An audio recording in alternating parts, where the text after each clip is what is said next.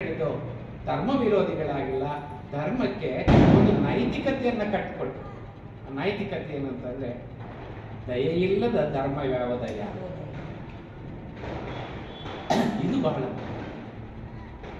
ಆ ಇಡೀ ವಚನಗಳನ್ನು ನಾವು ಓದಿದಾಗ ನಮಗಿದು ಗೊತ್ತಾಗ.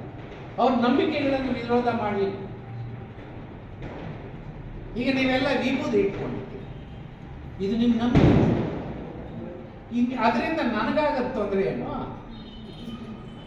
ನಾನು ಯಾಕೆ ಅದನ್ನು ವಿರೋಧ ಮಾಡಬೇಕು ಅಲ್ವಾ? ಈ ರೀತಿ ಬೇರೆ ಬೇರೆ ಜನ ಬೇರೆ ಬೇರೆ, ಆದರೆ ಕೆಲವು ನಂಬಿಕೆಗಳು ಅವು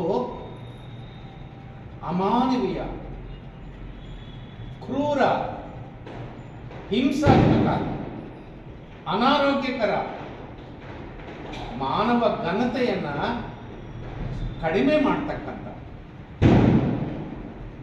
ಅಂತಹವನ್ನು ವಿರೋಧಿಸಬೇಕು ಅಂತೇಳಿ ಇಡೀ ವಚನಗಳಲ್ಲಿ ನಾವು ಉದ್ದಕ್ಕೂ ಅದನ್ನು ಕಾಣ್ತೀವಿ.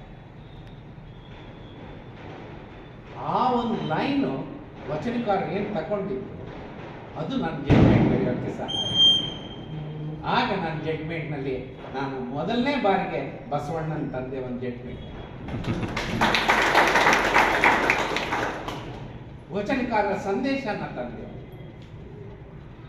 12ನೇ ಶತಮಾನದ ಎಲ್ಲ ವಚನಕಾರರ ಸಂದೇಶ ಏನಂತಂದ್ರೆ ವರ್ಗ ಭೇದವಿಲ್ಲದ, ಜಾತಿ ಭೇದವಿಲ್ಲದ, ಲಿಂಗ ಭೇದವಿಲ್ಲದ ಒಂದು ಸಮಾಜನ ನಿರ್ಮಾಣ ಮಾಡಿದೆ ಎಲ್ಲ ವಚನಕಾರರ ಎಲ್ಲ ವಚನಗಳ ಅಂತಿಮ ಗುರಿ.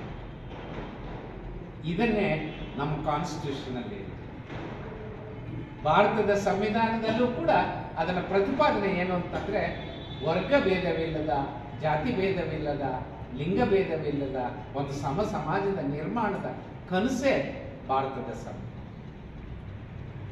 ನಾನು ಇವತ್ತು ಬೆಳಗ್ಗೆ ಕೂಡ ಈ ಮಾತನ್ನು ಹೇಳಿದೆ. ಹಾಗಾಗಿ ಭಾರತದ ಸಂವಿಧಾನನ ನಾವು ಅರ್ಥ ಮಾಡಿಕೊಂಡ್ರೆ ಭಾರತದ ವಚನಗಳು ನಮ್ಗೆ ಅರ್ಥ. ಭಾರತದ ವಚನಗಳನ್ನು ನೀವು ಅರ್ಥ ಮಾಡಿಕೊಂಡ್ರೆ ಭಾರತದ ಸಂವಿಧಾನ ನಿಮ್ಗೆ ಅರ್ಥ. ಭಾರತದ ಸಂವಿಧಾನ ಜಾರಿಗೆ ಬಂದ್ರೆ ವಚನ ಸಂದೇಶ ಸಾಧ್ಯ. ವಚನಕಾರರು 12ನೇ ಶತಮಾನದಲ್ಲಿ ಅಂತರ್ಜಾತೀಯ ಮದುವೆ ಮಾಡಿಸಿದರು.